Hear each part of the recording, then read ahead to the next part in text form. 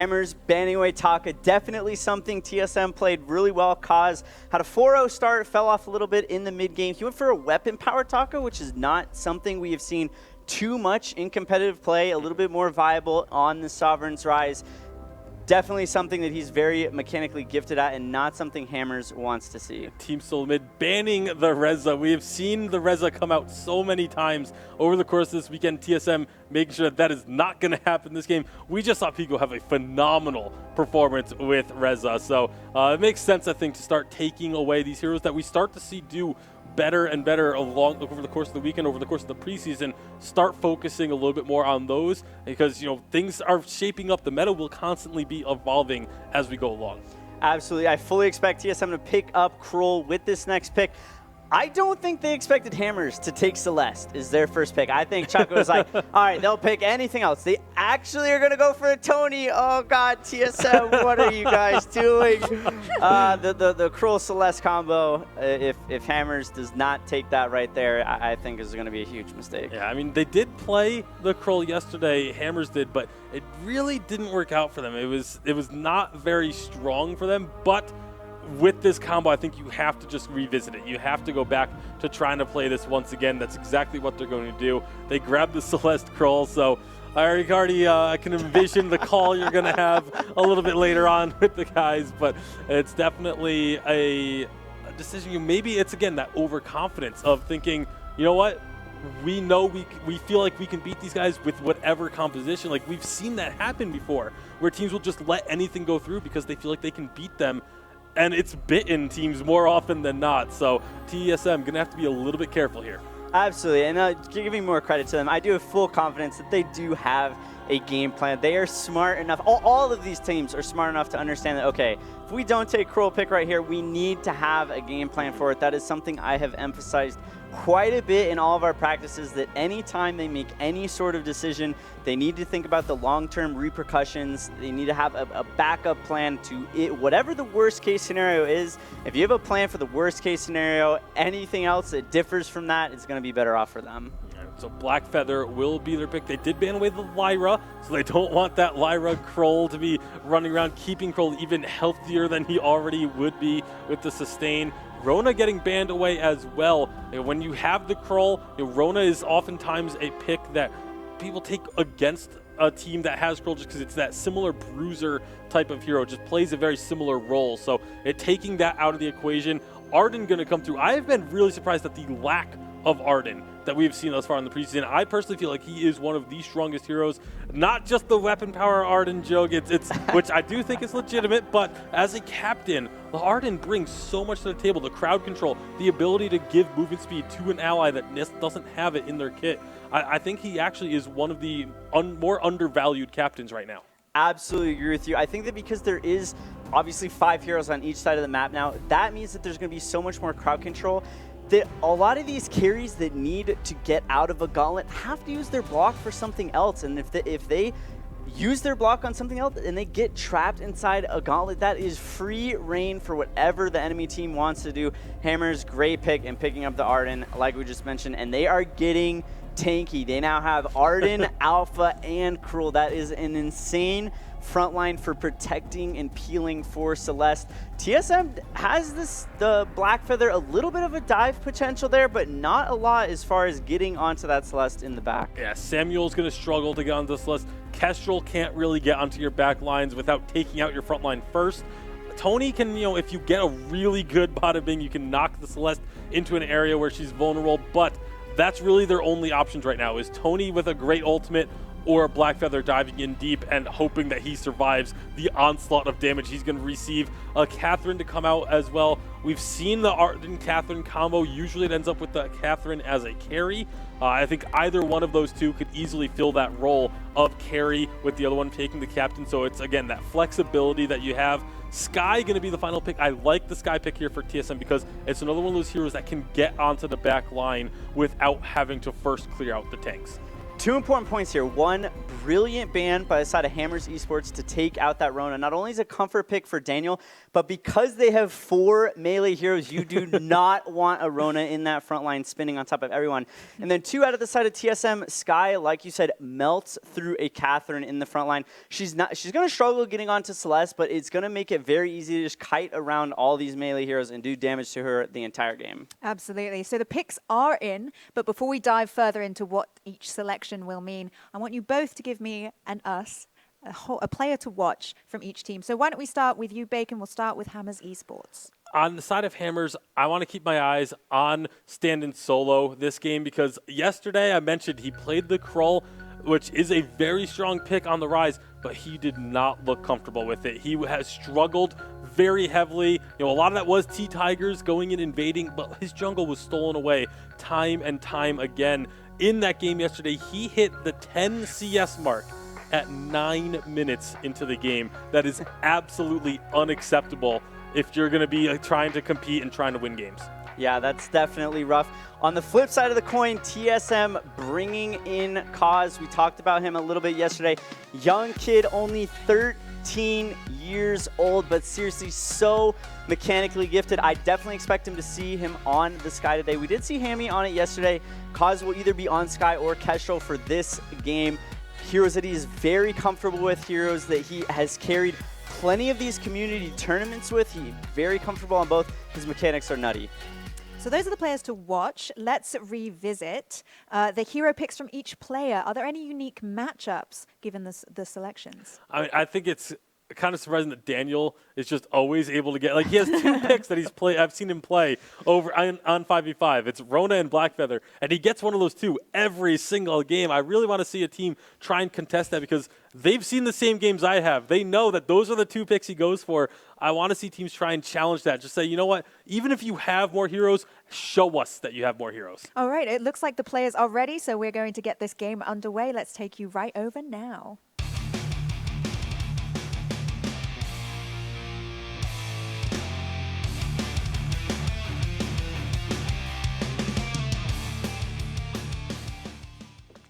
And here we go. Team Solo Mid. TSM going to be going up against Hammers Esports.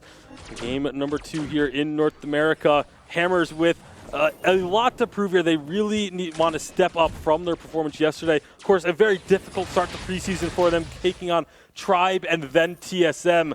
But TSM looking to solidify themselves as one of the top teams. Hey, you're here to win, but you're also here to grow and learn. And what a better way to start off your preseason, start off your competitive season for the whole year by going against the best teams, getting that in, getting that practice, and then building your confidence later on. Honestly, going into preseason with some victories sounds a lot better than going to preseason with some losses, and I feel like they could build so much on these games that they've played here both yesterday and today. And Team Solo Mid, definitely the top team here in North America going into the preseason. And so Hammers, they have their hands full, but they really do have all the pieces. We talked about, bringing on Starboy, Girls on Boy, and Standing Solo are fantastic. A lot of victories that they've had in challengers coming into this Premier League. And speaking of Starboy, we actually didn't get to touch on it.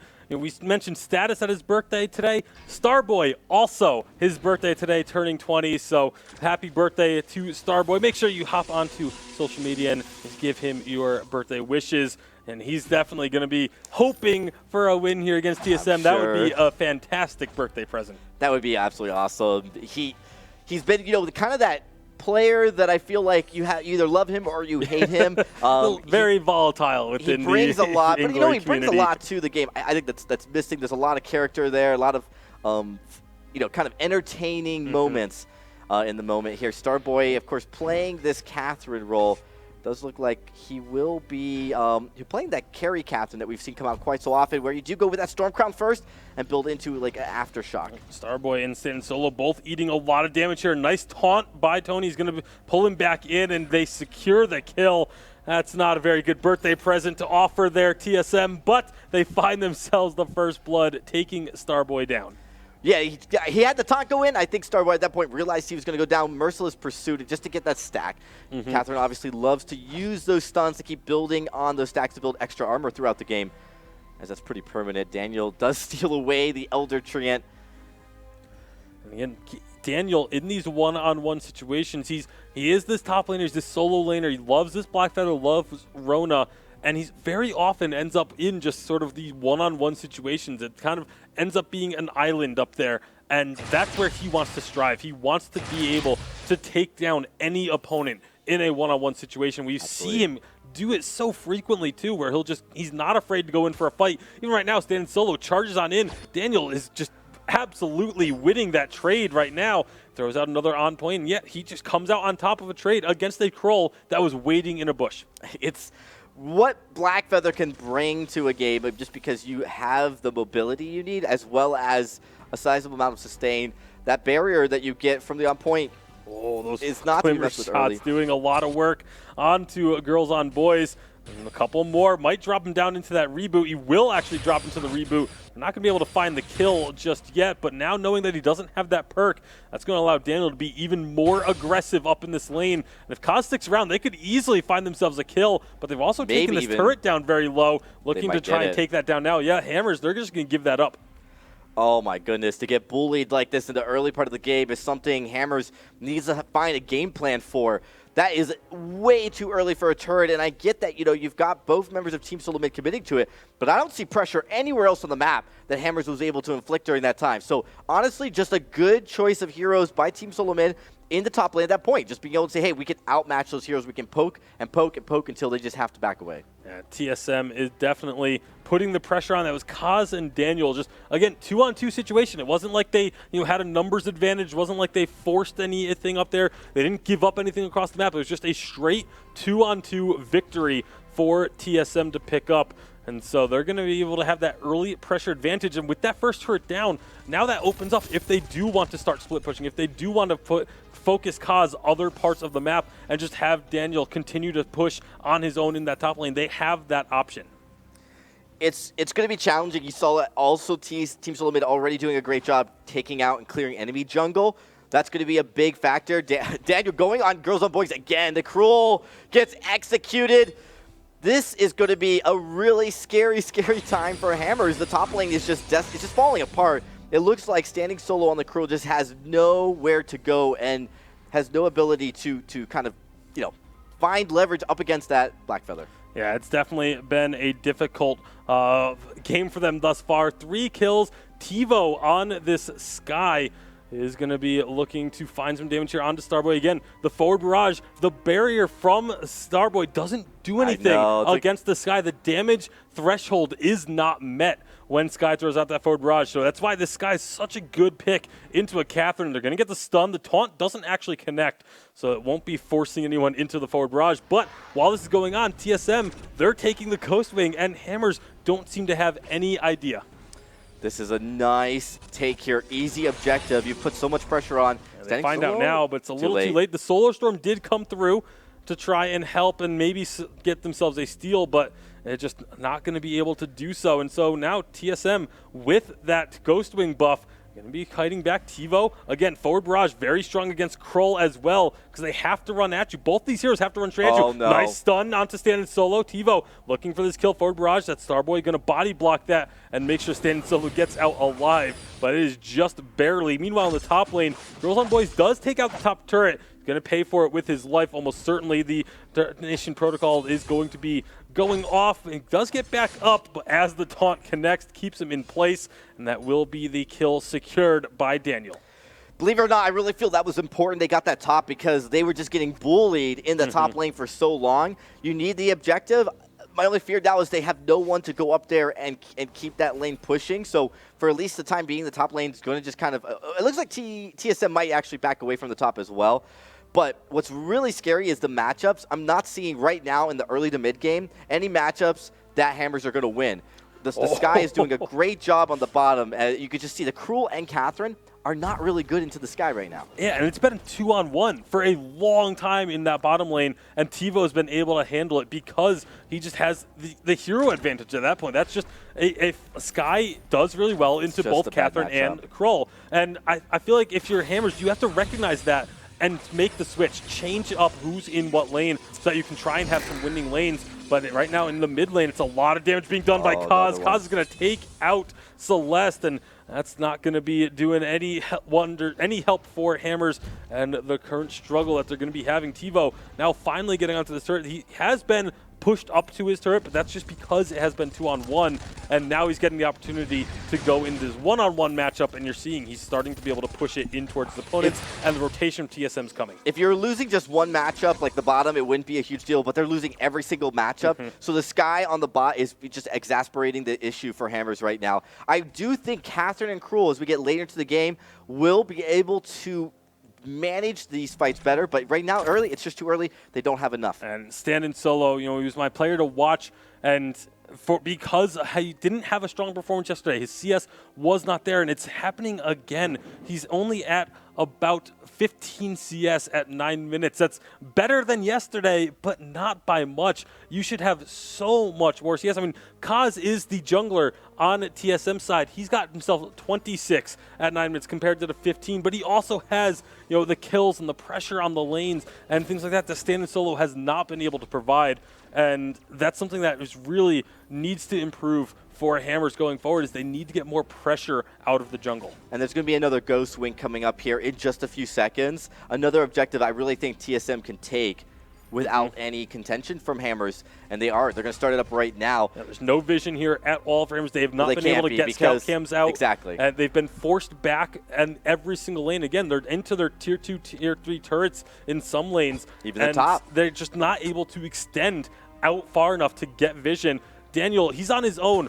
3-4 members of Hammers rotate up to top, and Daniel just walks away. That cannot happen. You need to, if you're going to have dedicate 3 members to stop one, you need to secure that kill.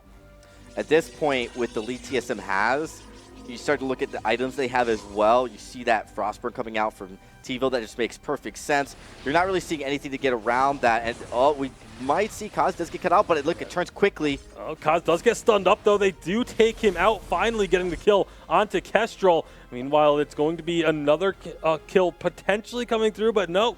Daniel's able to run away, get himself out of harm's way, but now he's in that 1v1 against Stan in solo. But Stan solo, he's so far behind. You can just see he doesn't have the damage. The only reason Daniel's even running is because he doesn't know if there's anyone else following. Otherwise, he wins that 1v1. He has that advantage, but he just doesn't want to risk it knowing that there might be other members. If Stan in solo tries to commit to this, he's going to end up falling. There's an engage by Starboy with the Merciless Pursuit, but no one to follow up with. Girls and Boys just waiting passively, doesn't want to engage, eliminate as well. Everyone's just kind of holding patterns here, not being able to engage. Oh, no. Yeah, looks like Girls and Boys might be having connections. TSM, they're just going to leave him there. All he does, he starts moving now. So maybe playing possum a little bit there, but no, it's probably maybe been an issue there, but they didn't want to call for the pause.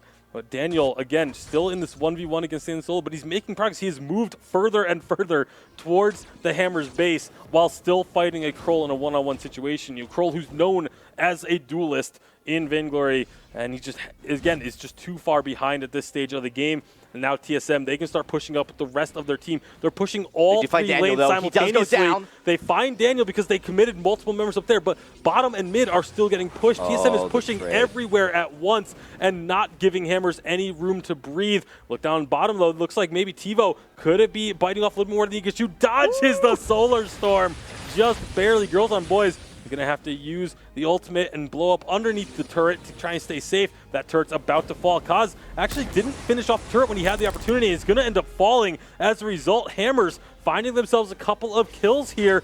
This could be a window back on in. Chuck, nice block on the Merciless Pursuit. Still going to be throwing out damage at that Samuel is still in the Drifting Dark and healing up. Staying alive for so long. Shaded Talent going to be running interference as well, but the Bada Bing just knocks the Eliminate right into Chuck. That's not what you wanted to have happen.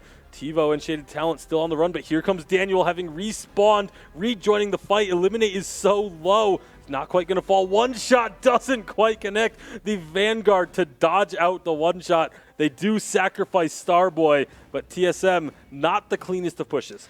They're buying time for Hammers, and when you do a split push, what you cannot do is allow yourself to get spread out in a fight where you're going to be picked off one by one. TSM clearly has the advantage in items. They've got the gold lead, but if you get ganged up, if you have a bad matchup where it's 2v3 and you're going to lose that matchup, because Hammers does know that they still have a shot at winning this game. If they're not out of it yet, they're definitely not giving up, and Team Solomid has to just understand that. Yeah, and there's a reason why the 3-lane split push is not very frequently done unless you have a massive lead, because when you're pushing into the enemy base, it is much easier for them to rotate lane to lane than it is for the attacking team. It takes a lot longer to go from mid to top if you're outside the base versus inside the base. So Hammers, they were able to rotate much quicker than TSM could respond to those movements, and that's why they were able to find some picks. But you see the advantages they still have cause very nearly taking down the Celeste. They're going to clear out some of this vision because Ghostwing, an objective that's ready to go. They might be one that they want to eye here very soon. The girls and boys did get caught out here, so he's got to be careful. Already there to back it up, but they're just going to go for the Ghostwing. Not a bad call. Yeah, they don't need to look for the kill there. Because if you try and chase that kill, it's going to get chased through the jungle. It's going to take a long time. Just force them away, clear them out, eliminate the steal attempt, and capture yourself a Ghostwing effectively for free. Just about a minute to go until Black Claw is on the rise as well. And you got to figure TSM is going to be in position to start up that objective either when or shortly after it lands. Bottom lane's pushing nicely. Daniel's done a good job, so he's, again, pushed top lane for half the game. He's down here just helping push the lane that makes the most sense. TSM looks like they want to fight. They are grouping up big. That's a lot of damage onto Celeste right off the bat from a one-shot. Now the Glimmer Shot's coming on through, ripping through this Arden, making life difficult. Now they're looking to potentially engage. That's a Drifting Dart going over the wall, but they can't follow up with it. It's still a lot of damage onto the turret. That's their focus. They take the turret down. They have a lot of low health on the side of Hammers. Another one-shot tags Celeste once again. Daniel trying to dive on deep, but he's not going to find it. From Hell's Heart doesn't connect either, but the armory is destroyed. TSM, do they want to look for a fight? The defensive, the death from above just to get them the right space out. But a great active camo stun. That's going to be a gauntlet coming out, trying to stop things, trying to just slow the bleeding. But Daniel is deep onto the Celeste. She's going to go down. They find themselves 4 kills, and this should be the game. 4-0 on that last team fight. And it is going to be TSM finishing this game off.